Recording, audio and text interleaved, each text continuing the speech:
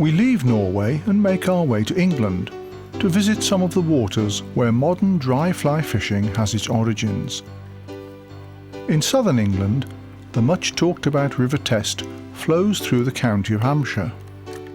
Several famous dry fly fishermen have tempted trout with their flies on this river for more than 150 years. We've arranged to meet the artist and author Charles Jardine there.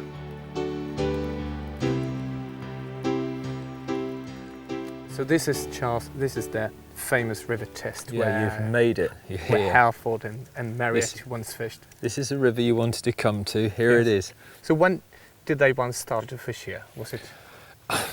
I don't know. I mean, there's records going back to Henry VIII, actually. Yeah. As far as I'm aware. I mean, I didn't know Henry VIII personally. Well, No. I look old, but you know. But the dry fly men. Yeah, the dry fly men. I mean, there's certainly records at the Houghton Club that would say that, and bless them, they were dapping. They were using live bait in the middle of sort of 1840, 1850. But after that, someone suddenly thought, I know, let's imitate this stuff.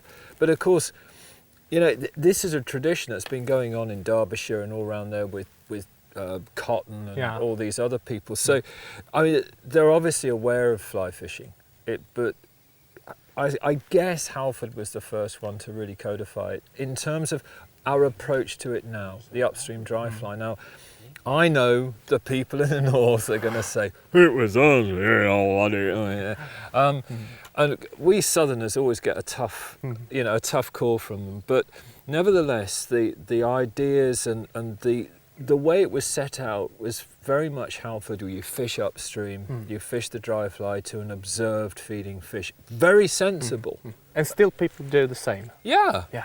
Why not? I mean, you're behind the fish, you're in a blind spot, you can control the drag or the lack of drag, you can control your drift. It makes sense. Look, look at that! Come on, it's your cast. Charles Jardine has been fishing the English chalk streams his whole life and knows exactly where in the river we can expect to find fish feeding. As well as finding a lively trout, Charles has promised to show us how to dry fly fish in these waters. It'd be rude not to, really, wouldn't it? That was a good fish, wasn't it? Yeah. So it sounded heavy, didn't it? So Charles, if you're going to try to fish this fish, where should we go? The biggest problem we have is we've got a fish rising there and a fish rising there. Okay.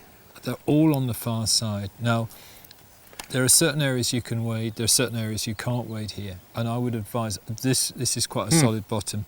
We get in. We give it a try. Yeah, because, you know, the thing I've learnt from the Spanish, the Italians, the French, that have become the modern dry fly masters, in my opinion, is the closer you can get to quarry, long leaders, that is going to be far your best tactics than just trying to cast a long line and accurate, you know. The further you are away from that fish, the more problems you're giving yourself. The closer. We'll give it a try. We're going to slip in here, so we've got the angle right. Good. Because the stalk is just as important. Yeah. I'm just praying the dog doesn't join us. Stay. Stay. Sit. Sit. It's our turn now. Stay. Stay there. Large clumps of plants float by on the surface, making fishing difficult. This is the result of grass cutting week.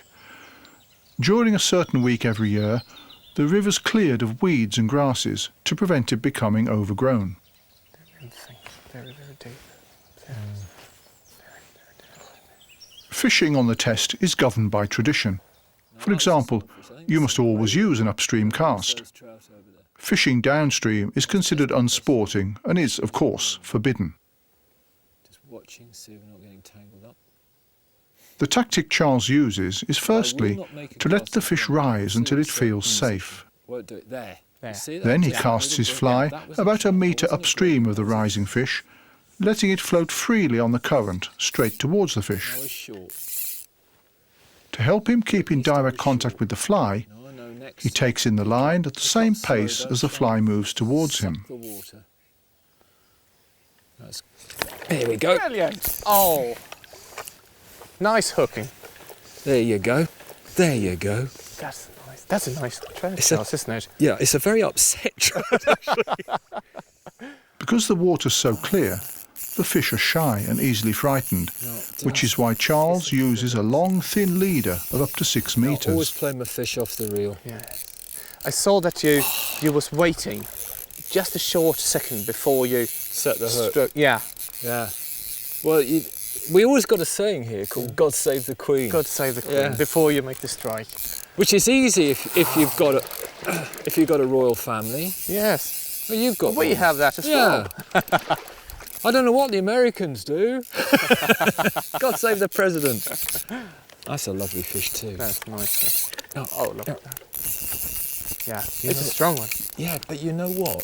I think we've got another wilder here. You think we got a white fish? Yeah. Oh. I do. I think we got 2 and 2, which is. Oh, whoa, it whoa, really whoa, whoa. is. Look at this fish. It's fantastic. Yeah, that's a nice fish. That's a spectacular fish. It's beautiful. Look at it in the Yes. water. I mean, Yes. you can lose fish doing this just watching them. Look at that. Look how fat they are. I know. Yeah, Well, I'd take look, them. it's been. Yeah. If you'd been feeding at an a la carte restaurant for the last month, my You- lad, you would get fat. Okay, we take him here.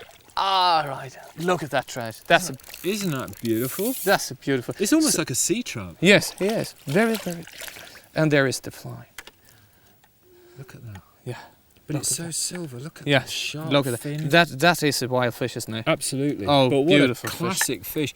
Should we put him back, Charles? I think we should. He's a gorgeous Oh no, fish. it's got to grow and be big. Look at that. What? Hey, job Good or man. what? Very, very nice.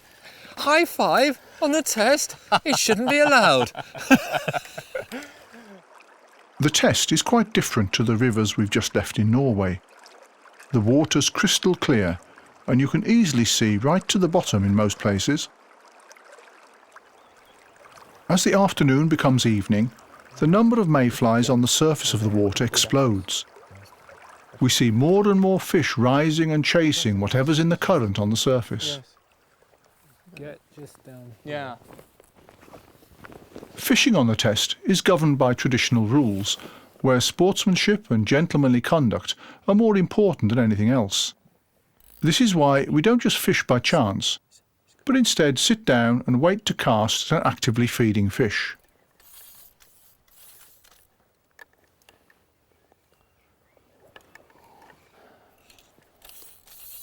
Just to the edge of some vegetation, a fish has started rising, a comfortable cast away.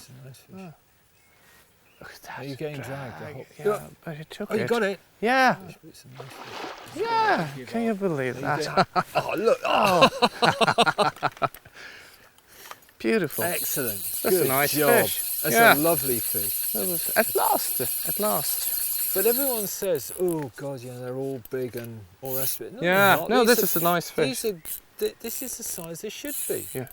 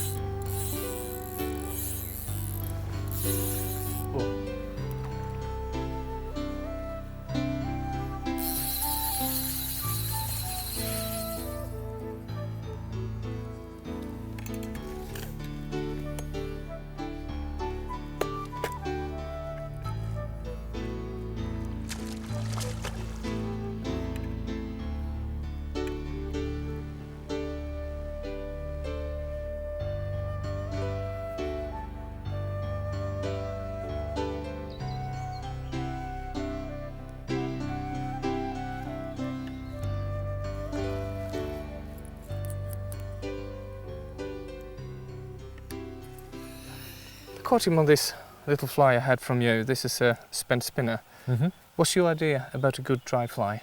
Observation, in a word. Observation. Observation. If you look at all the great men, and that's one of mine, that's just based on other people's patterns. I'm not a great man. But if you look at the real, I suppose, heroes of our sport, the Lunds, the Ollie Edwards of this world, all all the great patterns are based on really good observation, nothing more, nothing less.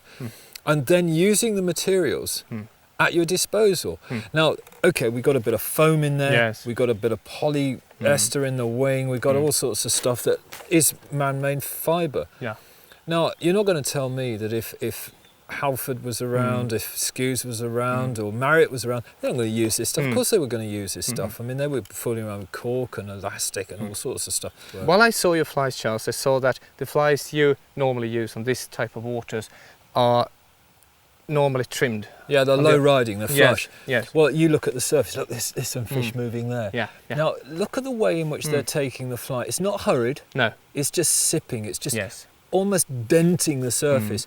Now that means that the fish is confident about taking that fly from the surface, isn't going to get away. It's gripped by this very oily surface. Yeah. They're expecting their flies in that surface film.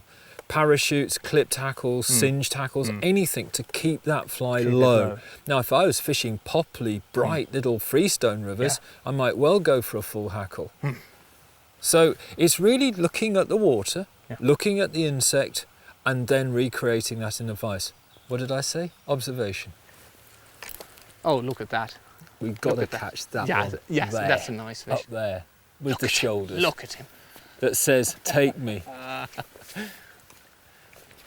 As the evening progresses, the number of dead spent spinners on the surface increases. In the backwater downstream of the bridge, a few fish have appeared and started to rise.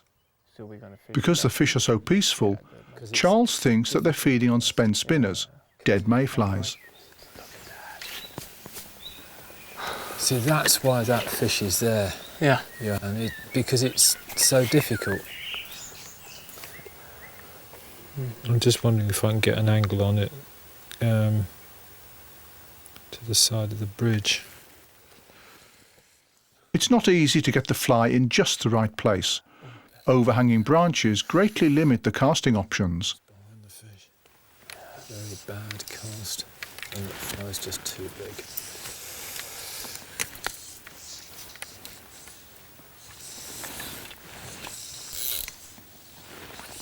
Ooh, good cast, Charles.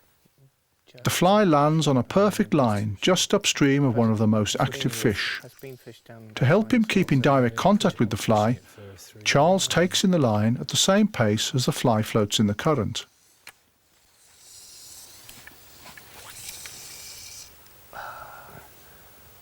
That's not the right line. Even though a lot of fish are rising now, the fly floats by untouched.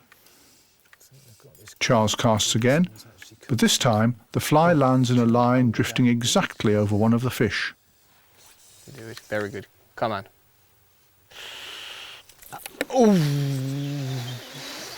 That's the way to do it, son. Oh man, that was so good. That was a brilliant catch. That was Look nice. at that. That was nice. That was nice. That was, oh wow.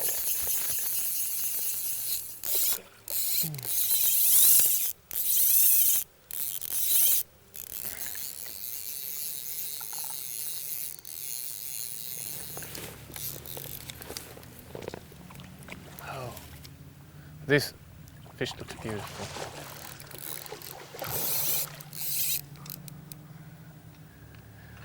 Charles, would you try to land it there? Yeah. I will. I want to get downstream a bit if I can. Yeah.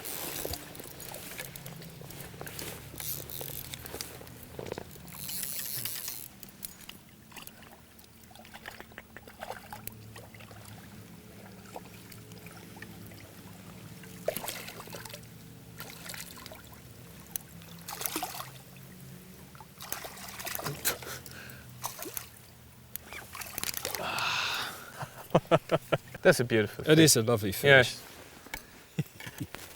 Well, it's a lively rainbow. Come on. What do you think? I think we ought to go home for some supper. Oh, okay. Rich, come on. Now this river has been just brilliant. Stunning. I never dreamt about anything like this before. The afternoon on the test has been very instructive. Some rainbows Tomorrow, and some browns, Charles is but, taking us to a different chalk stream further south. But they were very nice fish, all of them. Oh, absolutely. You can find the River Frome, a little chalk stream, in Dorset, in the southwest corner of England. The Frome's fairly anonymous when compared to the Test and the Itchen, but the river's a gem for those who find their way there. The southern English countryside is very relaxing. While Charles' son, Alex, is trying to lure one of the rising trout in the pool downstream, Charles himself gets out his pencil and sketchbook. As well as being a fly fisherman, Charles is a highly regarded illustrator whose work is often seen in English and international magazines and books. My dad introduced me to fly fishing on rivers almost identical to this back in Kent. Ever since those times, I just love fly fishing. It's been the guiding light through my entire life. It's my thread and my passion. It's an extraordinary thing to make one single element the main thrust of your life. Here is part of the philosophy of my life. It's being in a natural playground. It's fantastic. And all this has fueled that other love of mine, which is painting. So all in all, what more do I want than a little tiny river in the middle of unspoilt Dorset countryside and a few trout?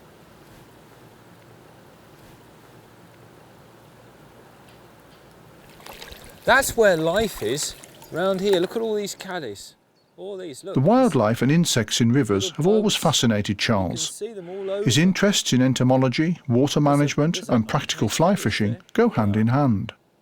His knowledge of entomology helps him identify which insects the fish eat, which in turn helps him to choose a suitable fly.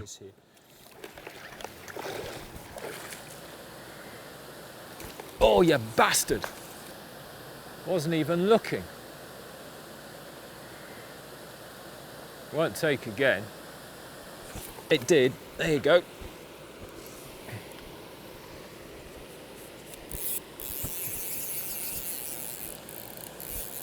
I like to paint trout.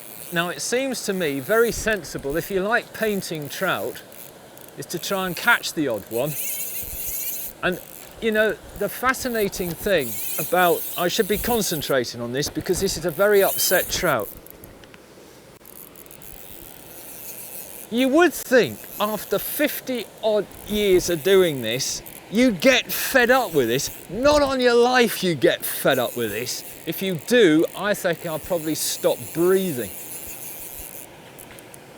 What's given me even more pleasure is the fact that my son has been fishing for this trout and he hasn't caught it.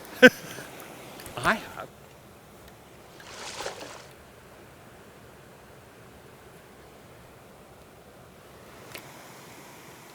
Bathed in the light, you've got these wonderful red spots, this lovely sienna back, and a dry fly that I designed years and years ago. Now the strange thing is, we were talking about my philosophy, and my dad imbued in me a fact that you should only ever take from a river what it is prepared to give you, and you put things back to. And it's been my philosophy to put back to a river. Now I'm watching that fish.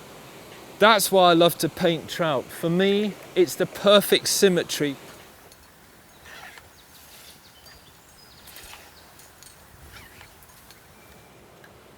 Charles knows that fish are certain to be found further upstream in the quieter stretches of the river. But he has to search for some time until he finds an active fish that's worth waiting for. The tall grass closest to the river makes for good cover. Otherwise, it's easy to scare the fish in this clear water with a careless movement. And when the trout appears again, there's no turning back. With a practised hand, he places the dry fly a few metres upstream of the rise.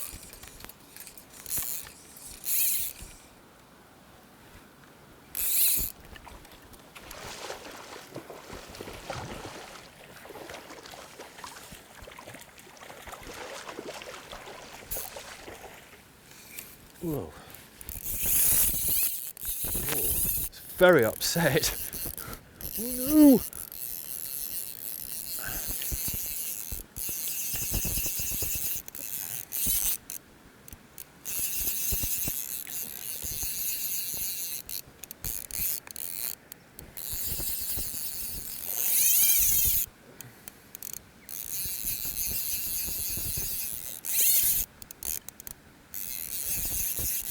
You know, I think they're coming for the stonefly. So you're getting this odd little stonefly coming on the surface, and it just, when that fish moved out of station to take that fly, that's the amazing thing.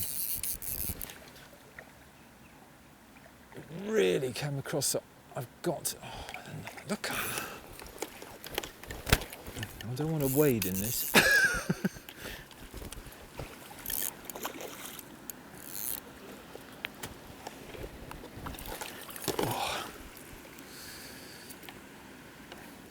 I just want to calm it. And turning it upside down tends to be a calming influence.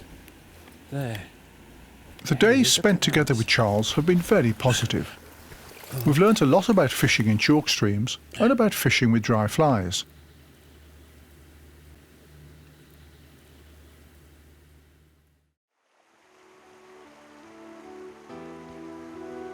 We leave southern England and instead head north or northwest to the county of Derbyshire.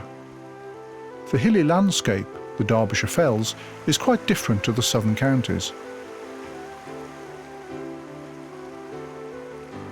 We've arranged to meet Phil White, the former riverkeeper, at the Derbyshire Wye. This river is famous for its early dry fly fishing and the wild rainbow trout. So, this is the famous Derbyshire Wye. Yep. What makes it so famous? I think probably the wild breeding rainbow trout. They're unique as far as I know, certainly in the British Isles now. They've been here approximately 100 years. 1911's the date that most people come up with. I have a suspicion it's slightly earlier, but I've no proof of that, right. just from odd pieces that I've read in books. They were introduced, they found the river to their liking. And they started to breed, and they've been breeding ever since. And they are self-sustaining and have been for a long time. They are spring spawners, so they're not affected by the autumn spawning stockfish that over the years have been put in. So that keeps them, as far as we know, the gene pool's as clean as it can be, shall we say. So that makes this river very unique. It's very unique.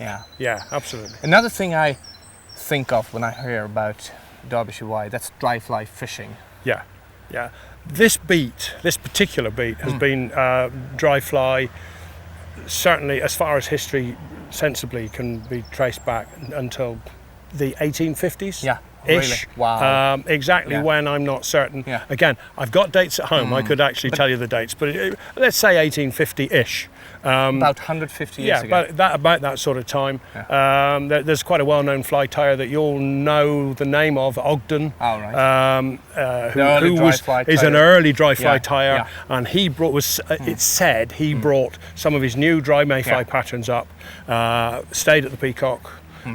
Fished on the river in Bakewell, met the Duke and his fishing steward, and basically challenged them and said, I am going to prove that these dry flies, these artificial dry flies, work compared with the dapped mayfly naturals that they were fishing at the time. And he went out onto a weir somewhere and caught a number of fish, proved that his dry flies worked. I think the story goes that the Duke was so pleased that he said, as of now, we fish dry fly only, that's the way the river's going to be fished. And it's been dry fly ever since. That's a great and it story. still holds now. Yeah. I think this is real fishing. Yeah.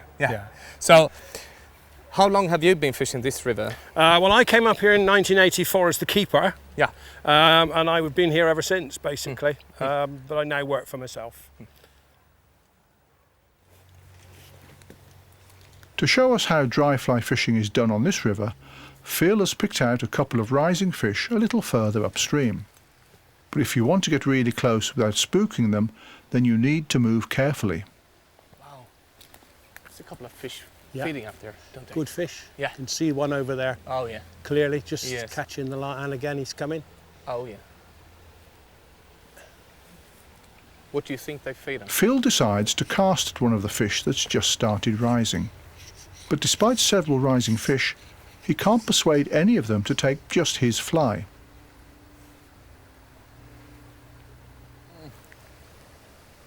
Just turn back. No, he's missed. No. He's looking, Yeah. but it's not. After several fruitless attempts, it's time to change fly. The rises are neat and careful, and the fish seems to prefer something in a deeper surface layer. Okay.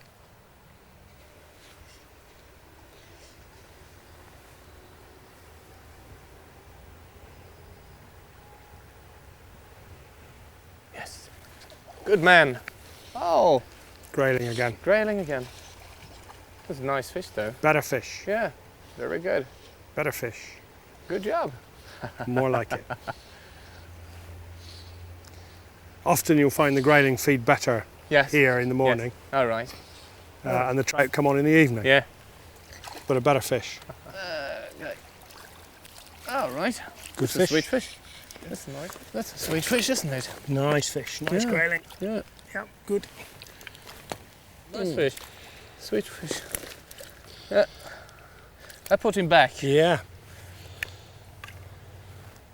Bigger next time. Oh. That was nice. That was good. Yeah. I enjoyed that. Yes, I can understand that. Directly when we came down to the river, Yep. you said to me that those fish they're feeding on spent spinners. How Yeah. could you see that? The rises were very, very gentle, Yeah. which is often the key to spinner rise. There's nothing more than a little tiny sip. And on this river, you get falls of spinner at Yeah. different times of the day, not just in the evening. So it's about hedging your bets. Yeah. And it's always worth putting on a small sherry spinner on here. During the day, it's one of the most popular flies throughout the season, actually. While Phil tries his luck on a stretch further downstream, Johan stays at the pool and tries to tease up a grayling or rainbow trout. Johan doesn't want to disturb the water unnecessarily with his cast, so he waits until the fish have started rising more often. While waiting, he changes to a thinner tippet in case the fish gets suspicious. After a while, one of the rainbow trout starts rising. It's very close to the surface, which complicates things a little. The upper surface area that the fish can see is now very limited. You need to place the fly in an exact line of drift so that it will float precisely in front of the fish. And after a few failures, success at last.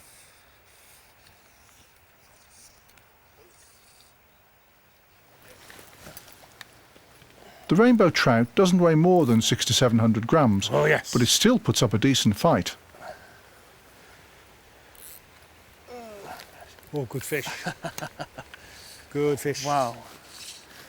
Oh.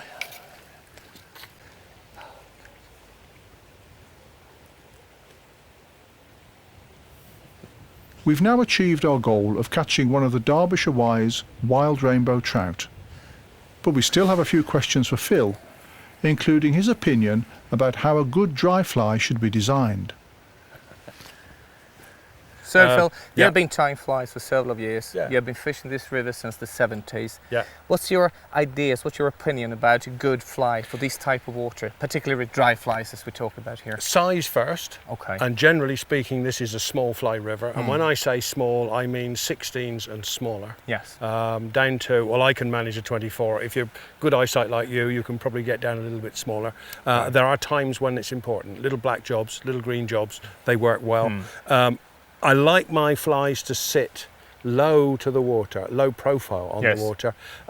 My hackled flies I trim underneath, usually with a V rather than a square cut, so that they sit with the hackles splayed. They sit low on the surface, But not which a tight dun to does. the surface, Not just a completely little- tight, but just up a little. And if you look at a dun, it's not standing right up No. Halfordian style. It's fairly low before it takes off. It's So we not never strong. talk about any traditional front hackles here. Not anymore. No. All my hackles these days are wound in half palm or over the thorax area and then trimmed. I find that gives me a better footprint on the water. Last evening, Yep. while we were here, Yep. we had some spinners. Yeah. And later on at the dusk, Yeah. we had them on the water. Yeah. And I can see that you have a lot of spent spinner imitations here. Yeah. I see that you also have a green little Yeah. tag Yeah. at the back. Yeah. That's a cabbage white Mark II. and it's a little pail spinner devised down south when I worked down south, and the guys who actually devised it tied a little green egg sac imitation at the back. They were absolutely convinced that when the females fly upstream, which they do, like a bit like an upside down question mark, carry a green ball of eggs as they do it. They go up to a mossy area like we've got up above us here, lay their eggs and die and drop down. While they're doing that, they're still extruding eggs. And the theory is that there's green attached at the tail end of those spinners. It works. And it works. You think the fish will see it? Yeah, oh, right. I'm convinced of that. I've caught fish in the dark that can tell the difference between black and red and take claret instead. So, yeah, I'm convinced. I'm convinced, yeah. Convinced of the colour. It's a bit like nearly a tag of a traditional wet fly. It's a wet fly style tag, but what it is a little egg sac. Yeah. It works on certain sedge patterns as well. Dry sedges, try it on that as well. Yeah, it's good. So, can I give this fly a try? Absolutely. You take it and give it a crack. See if it works for you a bit later on tonight. Okay? I'm going to try another fly. See you in a minute. Okay.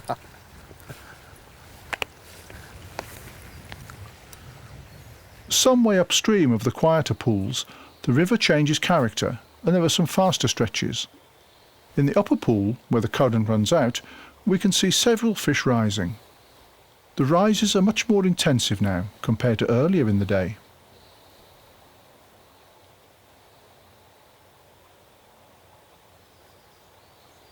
Even though there are lots of caddisflies swarming over the surface, Phil carries on fishing with a spent spinner. His experienced eyes have seen that the surface is full of dead flies.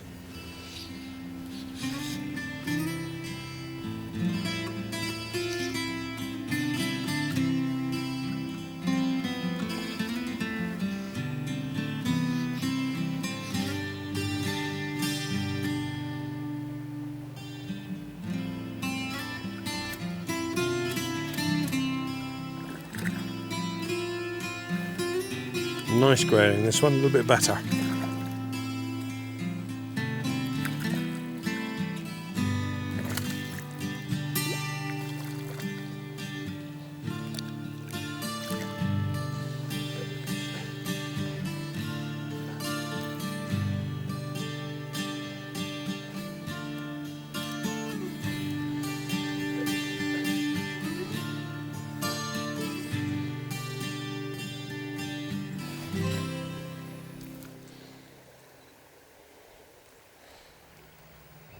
As the fish have started rising more actively, we stay at the river to see if we can tempt another of this river's wild rainbow trout.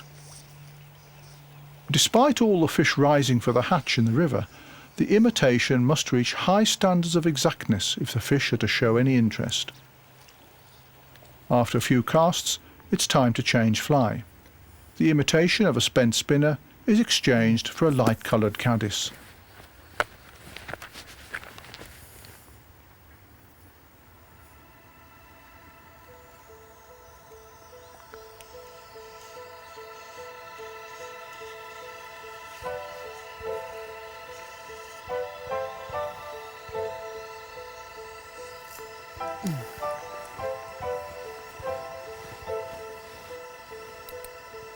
Success at last. The fish feels strong and strains against the line towards the river bottom before it shows itself.